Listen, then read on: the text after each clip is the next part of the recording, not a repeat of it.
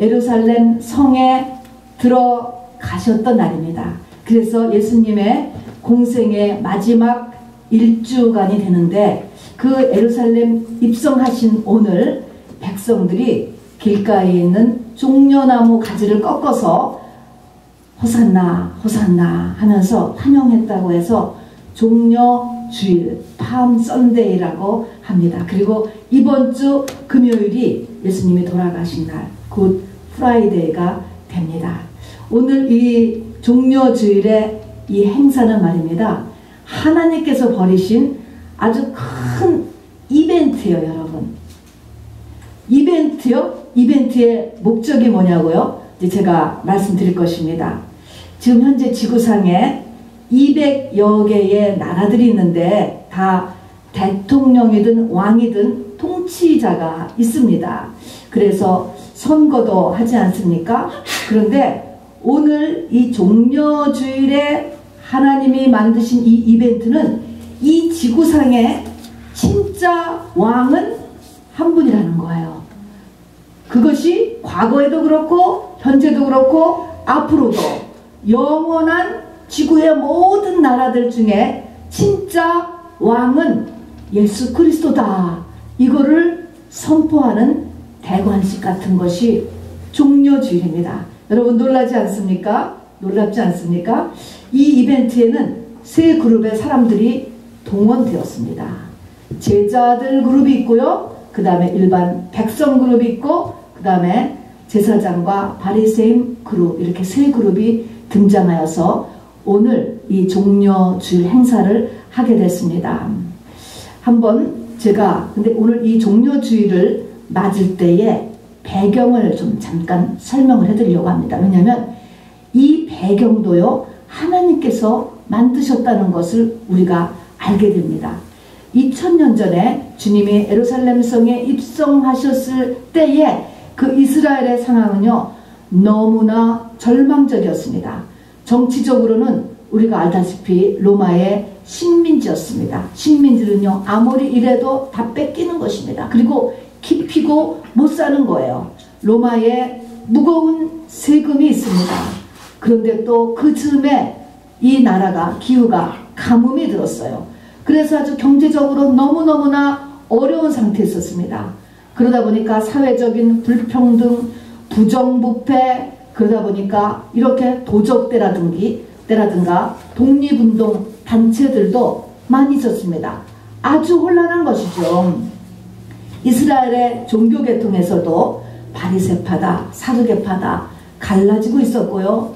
또 이 시대는 신구약 암흑세다. 그래서 실질적인 하나님의 음성이 이미 끊어진 지가 400년이 되었습니다. 그래서 모든 이스라엘 사람들의 내면이 깊은 침체와 혼란 가운데 있었습니다.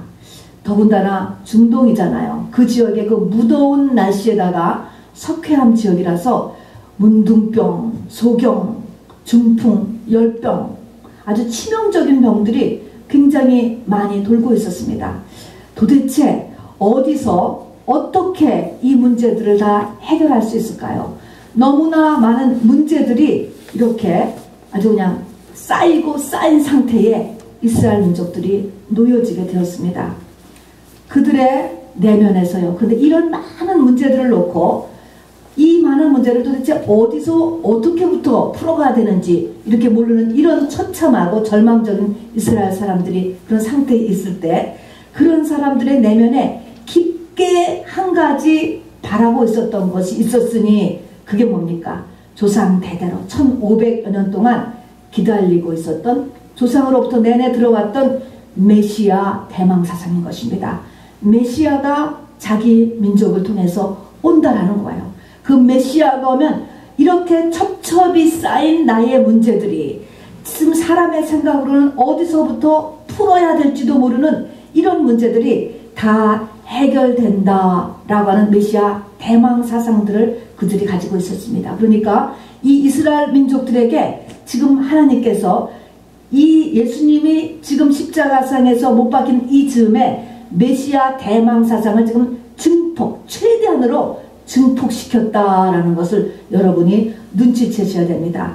그쯤에 지금 3년 전에 나타나신 예수님이라고 하는 분이 있는데, 그분은 나사렛이라고 하는 아주 작고 가난한 동네에서 자라셨습니다.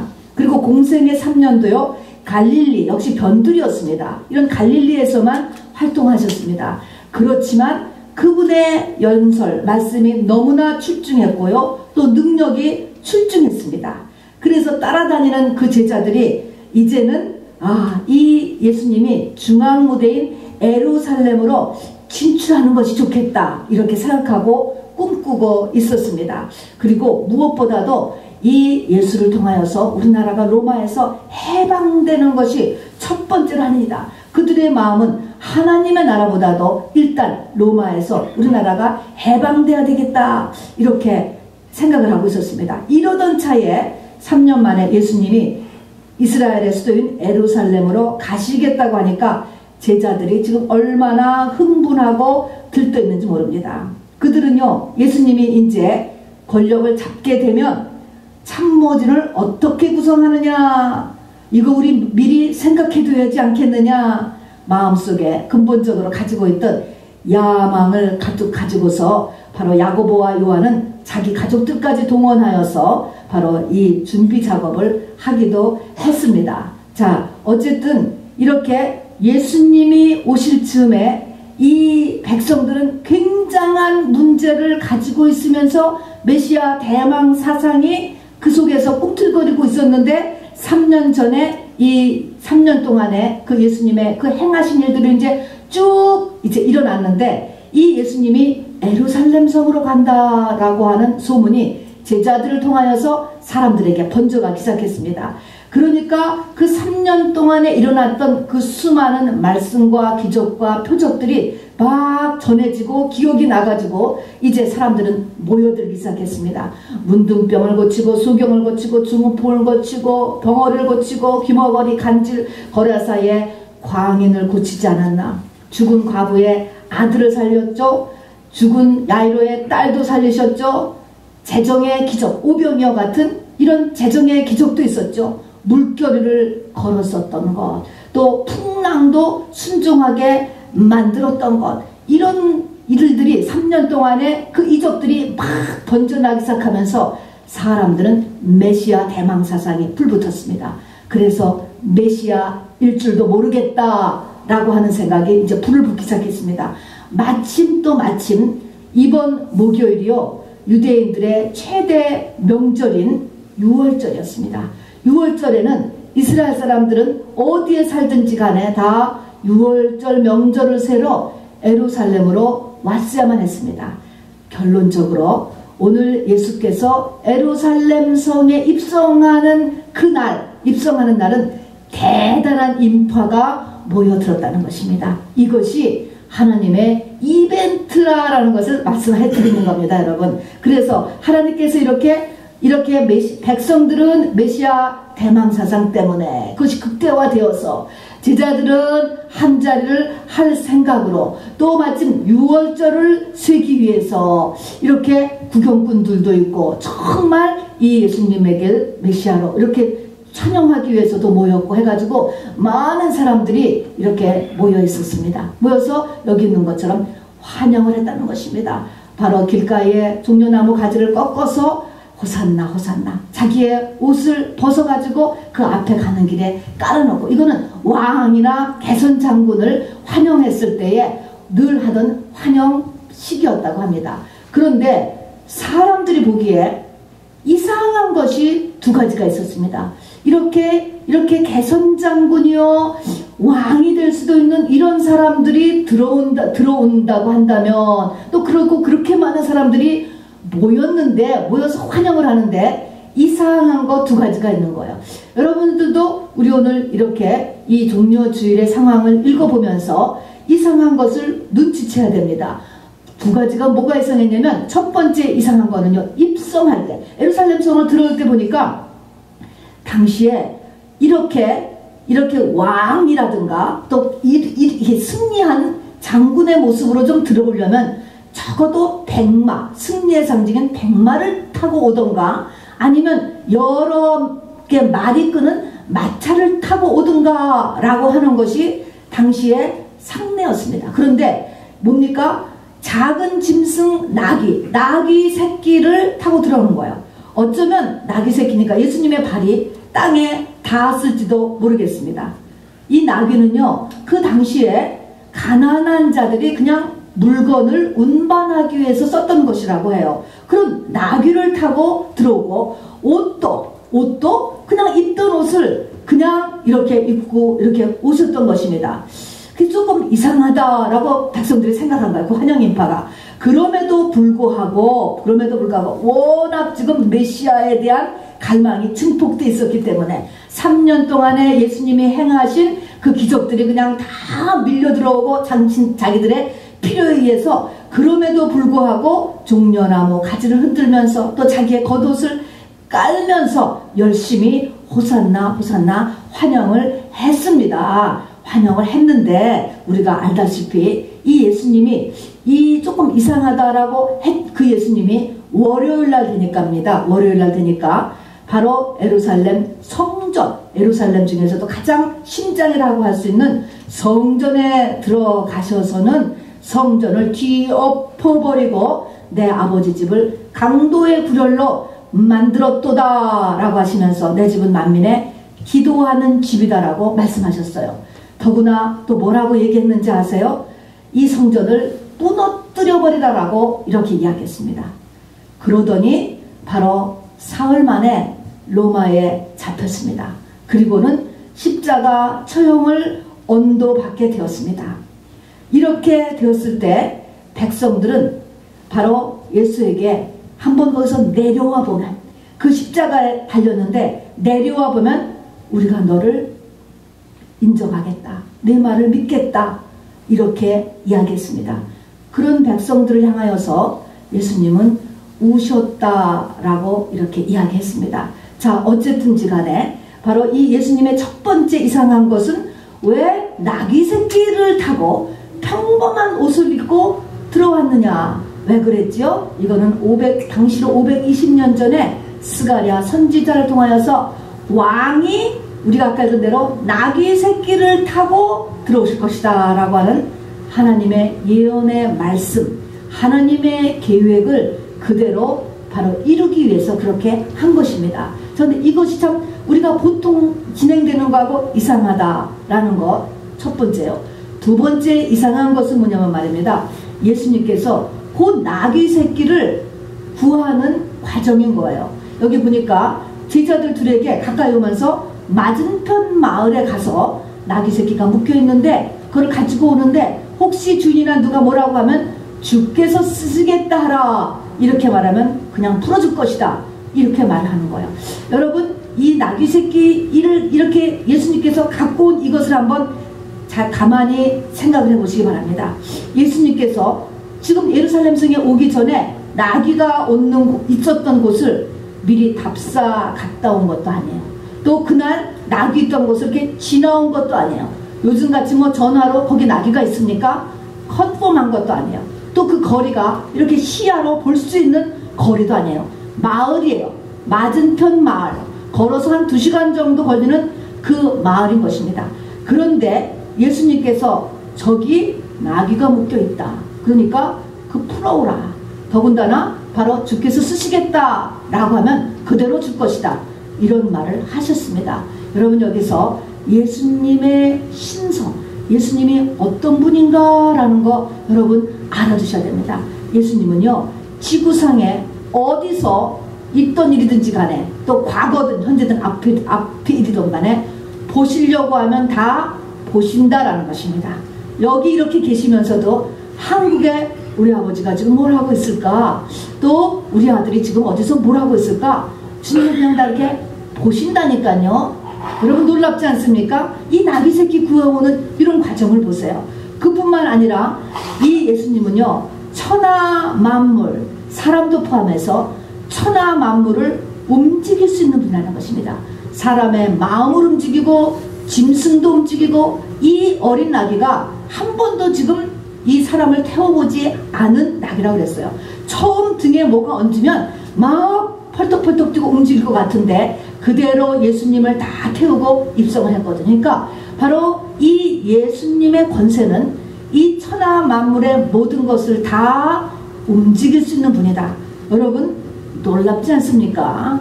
자, 그래서 우리 오늘 이런 세상으로 언뜻 보면은 좀 이상하다 라고 보이는 이런 가운데서 우리는 여기서 예수님이 왜 이런 일을 벌이셨는가, 바로 하나님이 선지자들을 통해서 하신 그 말씀이 그대로 이루어진 메시아가 나귀를 타고 온다라고 하는 그 말씀, 또 그 나귀를 구해서 타고 오시는 그것을 보면서 우리의 눈이 열릴 수 있게 되기를 바랍니다.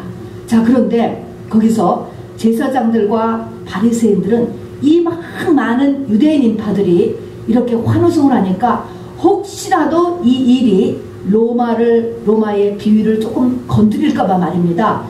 하지 말아라, 자제해라 라고 이렇게 절제를 시켰어요. 절제를 시켰더니 막으니까 예수님께서 시편 8편 2절의 말씀을 하는 것입니다. 만일에 이것을 막으면 돌들이라도 소리 지르며 환영할 것이다 라는 것입니다. 이것은 뭡니까? 하나님이 창세전에 예비하신 왕의 입성식이라는 것입니다.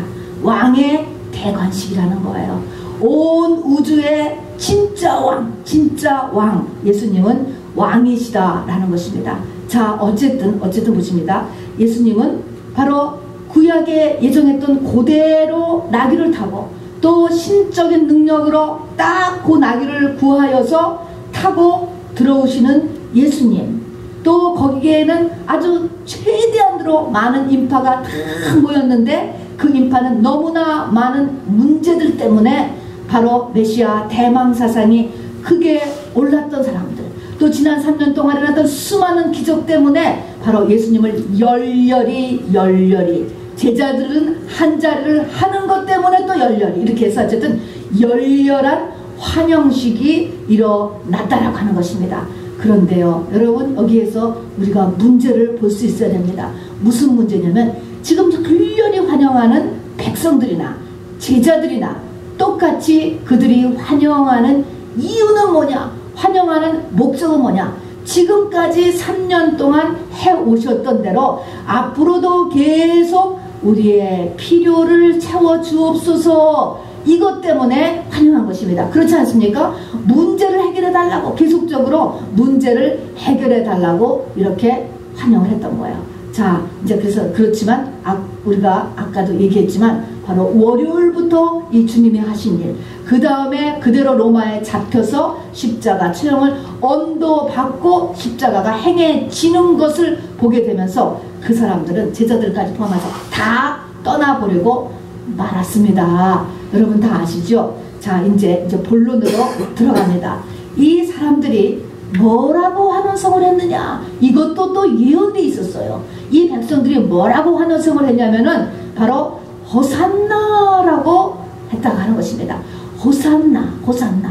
그런데 오늘 시편 118편이나 또는 마가복음, 마태복음, 요한복음 계속 보면 가장 높은 곳에서 호산나 했다 하는 것입니다.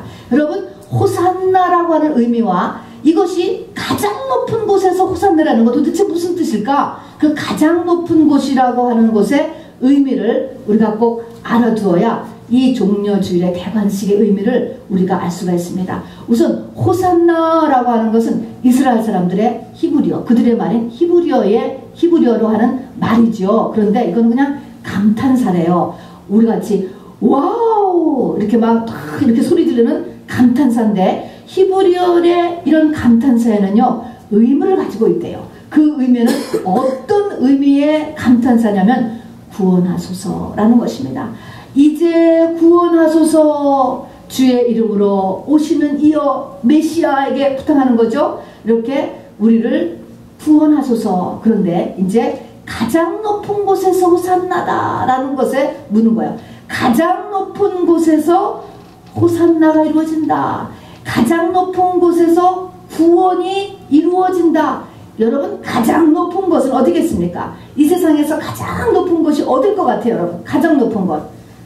하나님의 보좌예요, 여러분. 그래서 가장 높은 곳에서 바로 호산나 이렇게 이야기했다는 것은 이 구원이라고 하는 것은 하나님에 의해서 계획되고 진행되고 이루어진다 라는 의미를 가지고 있어요. 이 구원이 하나님 앞에서 시작된다는 거예요. 하나님 앞에, 하나님께서 각본을 쓰시고 연출을 하신다는 것입니다. 가장 높은 곳에서 구원하셔서 또 가장 높은 곳에서 호산나라고 하는 의미는 구원이라는 것이 도대체 뭐냐라는 것입니다. 구원이라는 것은 가장 높은 곳에 들어가는 게 구원이라는 것입니다. 그래서 시편 118편에 보면 의의 문을 열지어다, 영원한 문을 열지어다 그랬습니다. 의의 문, 영원한 문, 가장 높은 곳에 들어가는 문, 예수 그리스도께서 의의 문에 들어가는 열쇠를 가지게 되셨어요. 그래서 그 의의 문에 첫 번째로 들어가신 분이 예수 그리스도예요. 그리고 이제 그 예수 그리스도를 따라서 우리 모두가 그 문에 들어가야 돼요. 가장 높은 곳에 들어가야 된다는 것입니다. 여러분, 우리가 전부 다 지금 구원 열차를 타고 있습니다. 아멘이죠? 이미 구원이 시작되었습니다. 여러분, 성령 받으셨습니다. 세례 받으셨습니다. 자, 그래서 우리가 이미 구원 열차를 이렇게 지금 타고 있는데, 이 구원 열차가 종착역이 어딘가라는 거 여러분이 어디라고 생각하십니까? 구원 열차, 이 구원 열차의 종착역이 어디냐고요? 이 구원 열차가 내가 돈을 많이 버는 것이 구원 열차의 종착역일까? 아까 이스라엘 그 백성들이 막 환호했던 것처럼 내가 정말 내 마음에 이 땅에서의 소원이 있어요. 이 소원을 이루는 것, 정말 지구의 병이 있으면 병을 고치는 것, 우리 자녀를 번듯하게 만드는 것, 그것이 구원 열차의 종착역이 아니고요. 이 구원 열차의 종착역은 아까도 했지만 가장 높은 곳에서 호산나인 것입니다. 여러분, 가장 높은 곳에 들어가는 것이라 했습니다. 그곳은 어디냐? 여러분, 성경의 맨 끝에 보면요, 요한계시록이 있어요. 요한계시록에서도 맨 끝에 보면은 새 예루살렘 성이라는 게 나와요. 여러분, 그 새 예루살렘 성에 들어가는 게 의의 문이고 영원한 문이에요.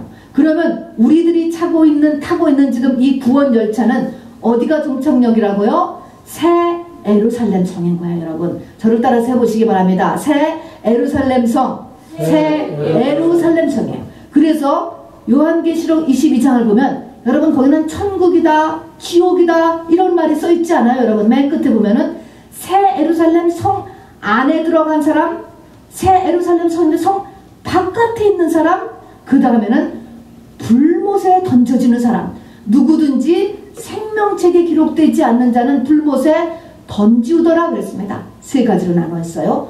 불못에 던지우는 사람, 성 안에 들어가 있는 사람, 성 밖에 있는 사람. 인간으로 태어난 자는 여러분 이 땅의 수명이 다한 후에 이 세 가지 중으로 나눠진다라고 하는 거예요.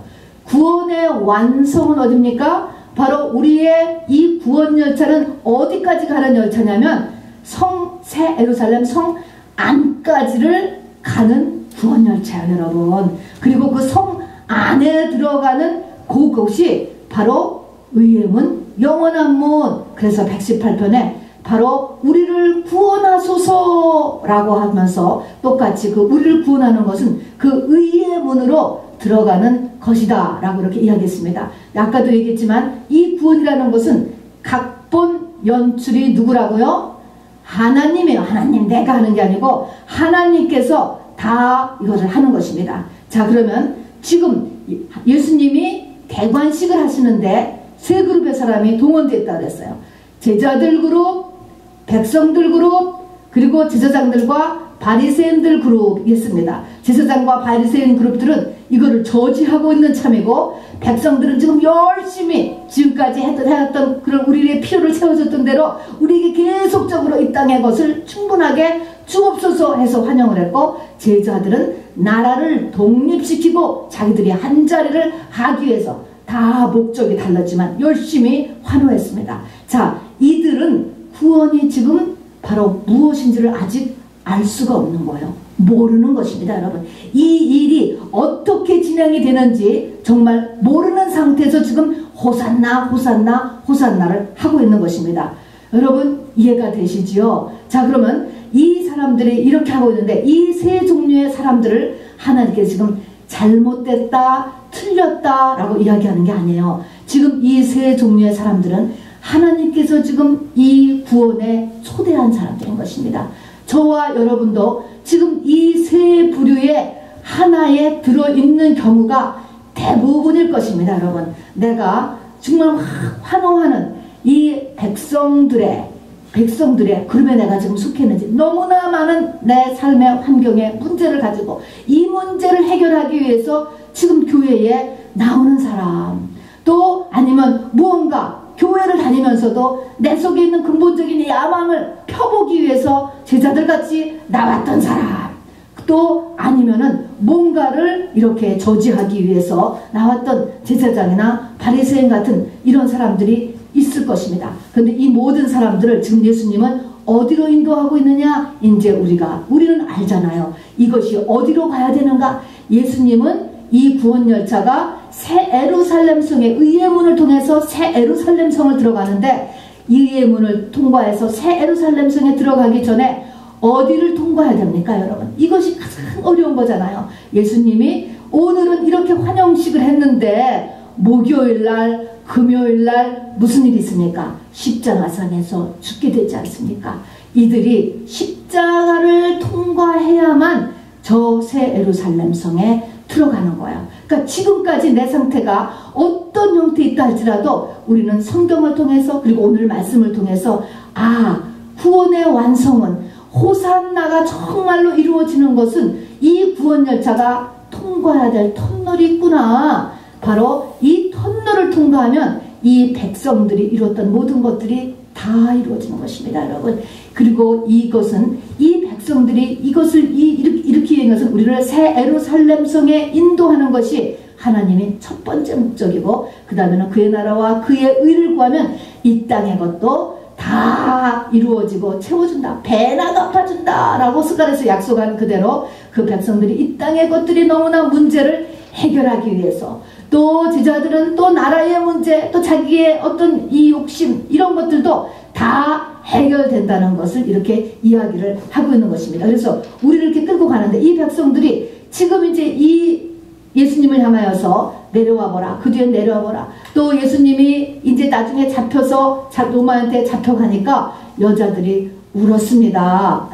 불쌍하다고 울었어요. 그러니까 예수님이 거꾸로 우셨어요. 그리고 너와 내 자녀들을 위해서 울라라고 하면서 예수님이 이 백성들을 향하여서 우셨어요. 예수님이 성경에 보면 2번 우신 게 나와요. 여러분 심각하지 않습니까? 여기서 한번 우시고 이 백성들을 위해서 울고, 또 한 번 언제 울으냐면요, 마르다하고 마리아 사건에서 한번 우셨어요.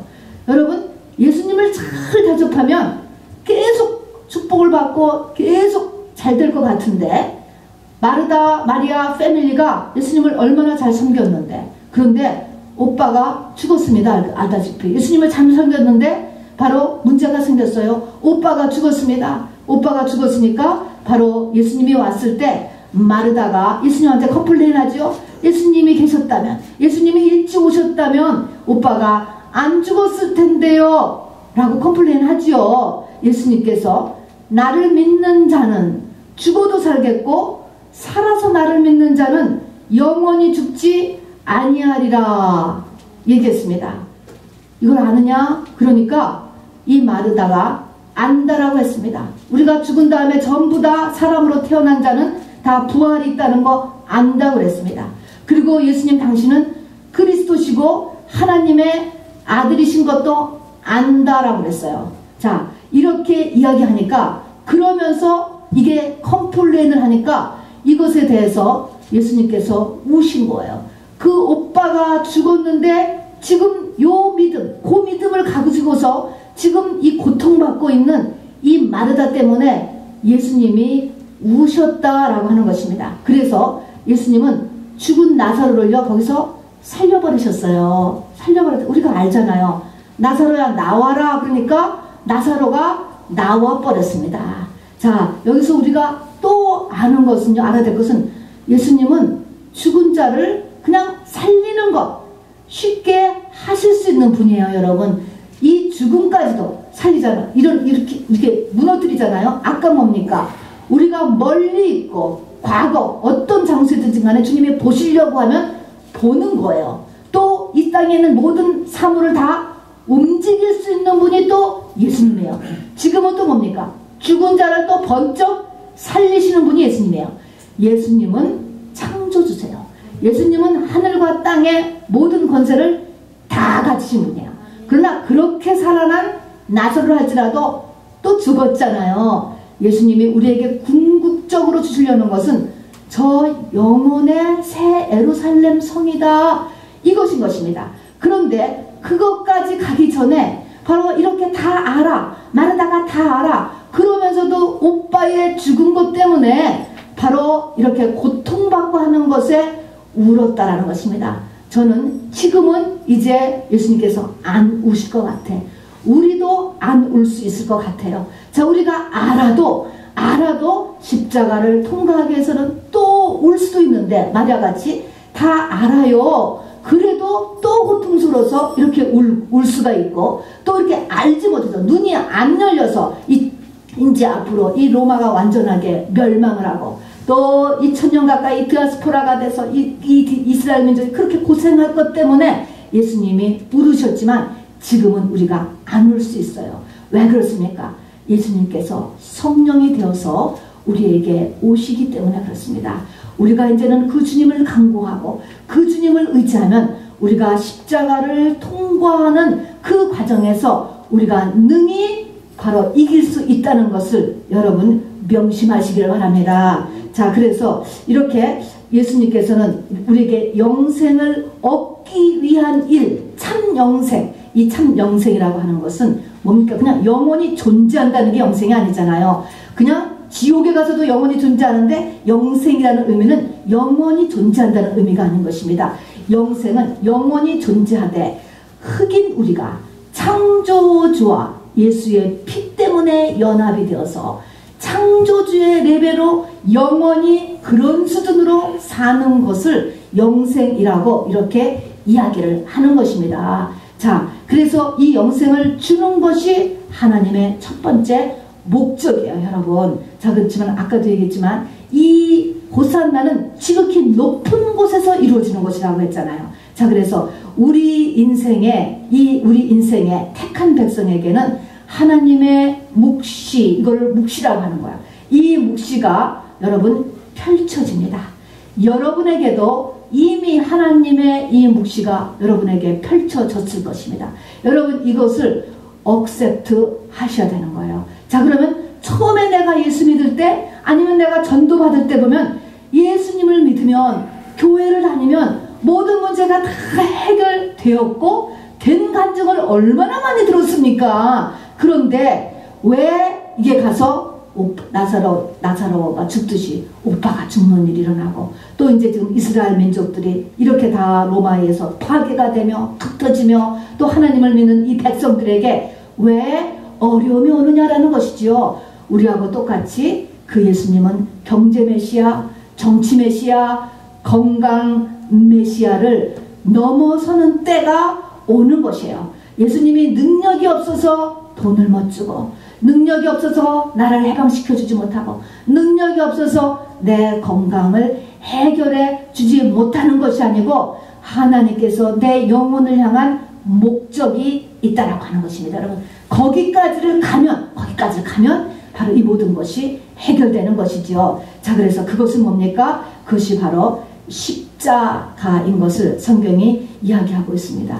여러분 우리가 이 고난 주간에 또 내서 예수님이 일으키신 일이기도 하지만 예수님은요 변화산에 가서 당시로서 1500년에 죽었던 모세, 700년 전에 죽었던 엘리야와 만나서 얘기하는 거 나오잖아요. 보잖아. 그거 보고 베드로가 뒤집어졌어요. 여러분 우리가 똑같이 이런 세계 속에 들어간다는 걸 믿으시기 바랍니다. 우리가 아브라함 만날 거예요. 모세 만날 거예요. 요셉 만날 거예요. 다윗 만날 거예요. 바울도 만날 거예요. 우리 믿음으로 살았다 돌아가신 할머니, 아버지, 할아버지 다 우리가 다시 만날 수 있을 것입니다. 그곳, 그 영생으로 우리를 바로 이렇게 우리를 갖다가 인도하신다라고 하는 것입니다. 자, 그래서 여러분, 우리를 인도하는 그 길이 이렇게 정치 메시아, 경제 메시아, 건강 메시아가 우리의 영혼육의 온전한 메시아가 되기 위해서는 예수님이 가신 길이 너한테도 묵시로 똑같이 적용되어 온다. 내 인생에 이 메시아가 침투되어 오는 거야. 이 하나님의 호산나가 침투되어 오는 거야. 그런데 이 침투되어 오는 것을 막을 사람이 아무도 없는 거야. 왜냐하면 이것은 지극히 높은 곳에서 일하는 거야. 이 땅의 모든 것을 다 오퍼레이트하는 하나님이 하시는 일이기 때문에요. 아무도 막을 수가 없습니다, 여러분. 자, 그래서 성경은 이것을 비밀이다 이렇게 이야기합니다. 주의 눈에 주의하신 이 일이 사람들의 눈에 기이한 일이다 라고 시편 118편에도 이야기했습니다. 그리고 사람들에게 감추어졌다 이렇게 이야기하는 것입니다. 자, 우리가 언뜻 생각해도 이 나라를 구하기 위해서는 더 힘센 나라가 오면 될 것 같고, 또 더 돈을 더 주면 일이 해결될 것 같고, 더 좋은 의사를 만들면 해결될 것 같고, 더 좋은 잡을 주고 잡을 하나를 더 주면 해결될 것 같고, 여러분 이러면 해결될 것 같은데 하나님은 그렇게 해서 해결되는 것이 아니고 어떻게 해서 해결되냐면 네가 그리스도 안에서 죽어야 해결된다. 요것이 비밀이라는 거예요. 그것이 감추어진 것이라는 것이에요. 그래서 사람들이 보기에는 그것을 기이하다라고 이렇게 이야기를 한다는 것입니다. 자, 그래서 하나님의 구원의 과정이 어떻게 되는가 라는 것을 우리 이 시간에 하나님께서 말씀하시는 거예요. 자, 그래서 여러분, 하나님이 저 가장 높은 곳에서 모든 것을 각본을 짜셔서 가장 높은 곳에서 이 일을 오퍼레이트를 진행을 지금 하고 계시기 때문에 아무도 막을 자가 없게 되는 이 구원 열차를 저와 여러분이 타고 있는데, 이 구원 열차에서 내 모든 소원을 다 이루기 위해서는 결론은 내가 십자가에서 죽어야지 모든 문제가 해결된다 라는 것입니다, 여러분. 자, 그렇지만 여러분, 우리를 지금 이끌고 계시는 그분은 지금 예수님이 2000년 전에 이때는 아직 돌아가신 후에 부활하셔서 승천하신 다음에 성령으로 내려오시지 않았을 때예요. 그러나 지금은 우리가 다르다고 그랬잖아요. 지금은 이 주님이 이미 십자가상에서 돌아가셨습니다. 그리고 우리 보고 나를 따르라 라고 이야기했습니다. 그리고 다시 부활하셔서 이 땅에 40일 사시는 동안에도 이제 제자들 등에는 나를 따르라라고 이야기하셨어요. 이제 따르라는 것은 십자가 가는 길을 따르라는 것입니다. 그런데 그렇게 따르라라고 말씀하실 수 있었던 것은 그분이 이제는 보혜사 성령으로 우리를 도우시기 때문에 그렇다는 것입니다. 그래서 저와 여러분요, 우리의 인생에 조금 마음을 놓으시기를 바랍니다. 우리가 성령을 받았거들랑 내 인생을 지금 끌고 가시는 분은 내가 아니고요, 주님이세요. 여러분, 주님이 내 인생을 끌고 갔어요. 주님의 그 인생을 차곡차곡 끌고 가셨듯이 내 인생도 주님이 끌고 가신다라고 해서 마음을 놓으시기 바랍니다. 그리고 이 구원 열차의 운전대는 역시 주님이 갖고 계시다라고 하는 것이죠. 자, 그리고 내가 지금 이 군중들 같은 그런 믿음을 갖고 있건, 그래서 나는 교회를 나오든, 제자들 같은 마음 때문에 교회를 나오든, 또 내가 제사장이나 서기관 같은 마음을 가지고 이 자리에 앉아 있든지 간에 여러분, 이 시간에 마음을 바꾸고 또 하나님 앞에 바로 간구하면 하나님께서 우리를 도와주신다라고 이렇게 말씀을 하신 것입니다. 그러나 이 성령, 이 십자가의 이 길을 통과하는 것은 말입니다, 여러분, 쉬운 일은 결코 아닌 것입니다. 여러분, 많은 사람들이 이 십자가를 통과하는 이 마지막 터널의 구원 열차를 지나가는 것을 견디지 못하여서 잡고 도망가는 거예요. 광야를 맴도는 것입니다, 여러분. 광야를. 그래서 광야를 맴도는 거는 여러분 좋아요. 재수 3수 정도는 괜찮은데 우리의 인생의 때가 다하여서 이스라엘 민족들은 42번을 맴돌았습니다, 여러분. 그러다가 인생의 육체의 기간이 있는 거예요. 땡! 마라톤이잖아요, 우리 인생에. 그러면은 저 새 예루살렘성, 그 의의 문에 우리가 못 들어가는 거예요. 구원 열차를 중간에서 내리게 되는 것입니다, 여러분. 그러나 이 마지막 통과하는 이 터널, 십자가를 통과하는 것이 쉽지 않다는 것은 사실 것입니다. 많은 사람들이 이것을 못 통과하는 거예요. 우리가 또 통과하도록 힘들어서만도 아니죠. 사단이 살아있지 않습니까? 우리를 끊임없이 여기서 빼낸다라고 하는 것이죠. 먹고 마시고 시집가고 장가가고 사고 팔고 하도록 온 세상의 노아 때하고 똑같이 우리를 그쪽에서 이렇게 끌어낼 뿐만 아니라 네 생각대로 해야지, 네 자존심대로 해야지, 네 마음먹은 대로 해야지, 네 계산대로 해야지, 나라를 표생기는 이 원죄의 영향력이 또 같이 역사하기 때문에 여러분, 이 십자가를 통과하는 이 구원 열차에서 우리가 내리는 것이 얼마나 더 쉽다라고 하는 성경에 이 우리 믿음의 선배들이 있었던 일인 것입니다. 자, 그래서 성경은 네가 십자가를 쥐고 바로 통과하라라고 이렇게 이야기를 하고, 하나님이 원하시는 것이 그것이다 라는 것을 강조하는데, 여러분, 그러나 쉽지 않기 때문에 오늘 스가랴 선지자는요, 어떻게 이야기하냐면, 스가랴 선지자는 반드시 소망을 잃지 말아라. 우리 오늘 스가랴서 9장 읽었잖아요. 9절 12절 거죠. 너에게 배나 준다는 거예요. 배라는 것은 항상 장자권이라고 했죠. 모든 것을 잃어버렸던 것을 배나 준다. 그것을 실제적으로 밀려를 2밀려로 해주는 것도 있지만 장자, 새 예루살렘성에 들어가게 만들어준다는 것이죠. 그런데 이 스가랴 선지자는 그러나 소망을 잃지 않아야 된다라고 이야기했습니다. 자, 여러분, 끝까지 소망, 주님이 이렇게 하늘과 땅의 모든 권세를 다 가지시고, 그리고 정말 보이지 않는 것까지 다 보고 사람의 마음, 짐승의 마음, 천하 만물을 움직일 수 있는 그분이 나의 파트너예요. 그분이 지금 나를 인도하고 나를 보호하고 계신 분이에요.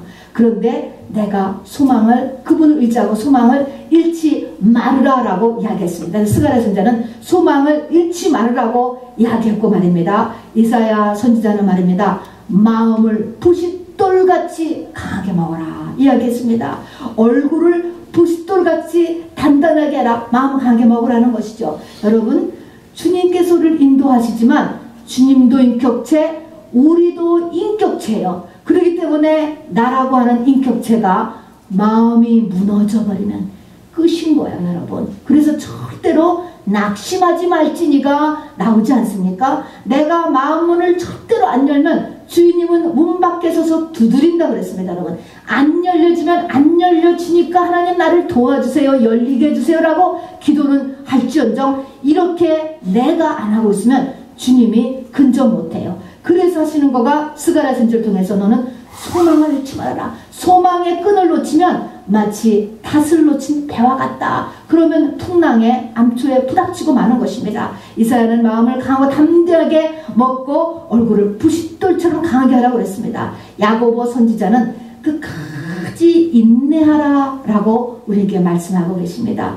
오늘 예수님은 내 집은 만민의 기도하는 집이다 이렇게 이야기했습니다. 이게 이제 자기를 따라서 십자가로 인도되는 뒤에 따라올 그 사람들 통해서 하시는 말씀이에요. 그들 위해서 하는 말씀인 것입니다. 우리가 교회에 와서 기도하면 견딜 수 있다라는 것입니다. 성령으로 인하여서 우리를 견디게 해주신다라고 하는 것입니다. 그래서 내 집은 만민의 기도하는 집이다라고 이렇게 말씀하셨습니다. 자, 오늘 종려주일은 우리가 믿는 예수 그리스도가 모든 인류의, 그리고 모든 민족의, 모든 나라의 과거부터 지금 그리고 영원토록 진정한 한 분이신 왕이다 라는 것을 선포하는 놀라운 날입니다, 여러분. 자, 그리고 이제 그 놀라움이 오늘 여기 보면은 이렇게 우리하고 똑같은 이런 세 종류의 사람이 등장하지만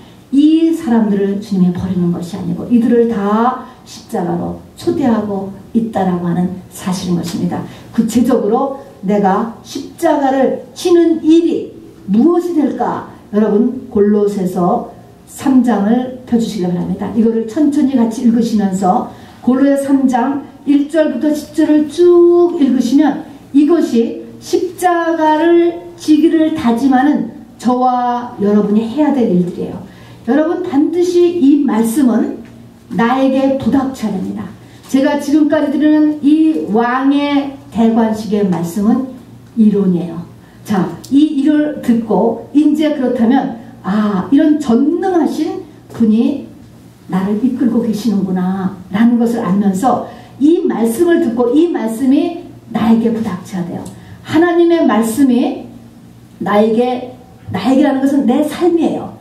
내 가치관이에요. 내 24시간의 삶 가운데 부닥쳐지지 않고 그냥 내 생각에만 있으면 이것은 아무 효과도 아무 열매도 내지 못합니다. 그러니까 우리 이제 골로새서 3장 1절부터 17절까지를 여러분 천천히 같이 읽으시면서 나에게 정말 내가 버려야 될 것과 입어야 될 것들을 여러분 마음에 또 꼭 간직하시기 바랍니다. 그리고 그렇게 하시도록 노력하셔야 돼요.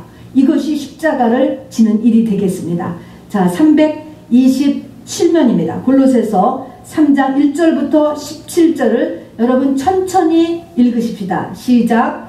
그러므로 너희가 그리스도와 함께 다시 살리심을 받았으면 위의 것을 찾으라. 거기는 그리스도께서 하나님 우편에 앉아 계시느니라. 위의 것을 생각하고 땅의 것을 생각지 말라. 이는 너희가 죽었고 너희 생명이 그리스도와 함께 하나님 안에 감추었음이니라. 우리 생명이신 그리스도께서 나타나실 그때에 너희도 그와 함께 영광 중에 나타나리다. 그러므로 땅에 있는 지체를 죽이라. 즉 음란과 부정과 사욕과 악한 정욕과 탐심이니 탐심은 우상 숭배니라. 이것들을 인하여 하나님의 진노가 임하느니라. 너희도 전에 그 가운데 살 때에는 그 가운데서 행하였으나 이제는 너희가 이 모든 것을 벗어버리라. 곧 분과 악의와 해방과 너희 입에 부끄러운 말이라. 너희가 서로 거짓말을 말라. 옛사람과 그 행위를 벗어버리고 새사람을 입었으니 이는 자기를 창조하신 자의 형상을 조차 지식에까지 새롭게 하심을 받는 자니라. 아멘.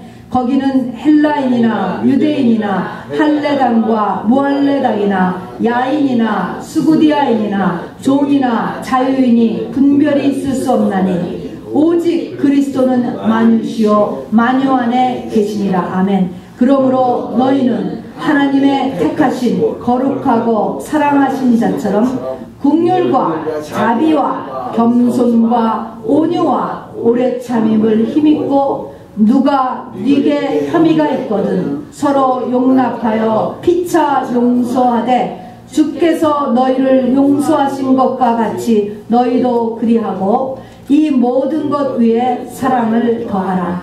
이는 온전하게 매는 띠니라. 그리스도의 평강이 너의 마음을 주장하게 하라.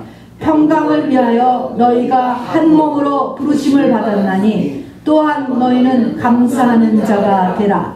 그리스도의 말씀이 너희 속에 풍성히 거하여 모든 지혜로 피차 가르치며 권면하고 시와 찬미와 신령한 노래를 부르며 마음에 감사함으로 하나님을 찬양하고 또 무엇을 하든지 말에나 일에나 다 주 예수의 이름으로 하고 그를 힘입어 하나님 아버지께 감사하라. 아멘. 우리 오늘 찬양 한 곡 끝난 다음에 꼭 이 말씀을 생각하면서 하나님 앞에 기도하시는데 우리의 기도를 지금 들으시고 도우시는 분은 보혜사 성령님이십니다. 그분은 겸손하여 나귀 새끼를 타고 오신 왕이신 것입니다. 그분은 왕이시지만 하늘과 땅의 모든 권세를 가지셨지만 나귀 새끼를 타신 겸손한 분이라는 거예요. 내가 얼마나 믿음이 없든지, 내가 얼마나 연약하든지, 내가 얼마나 부족하든지 상관하지 않고 우리를 도우시고 우리를 상대하신다는 것입니다. 여러분, 그것이 나귀 새끼를 타신 겸손하신 왕이신 것입니다.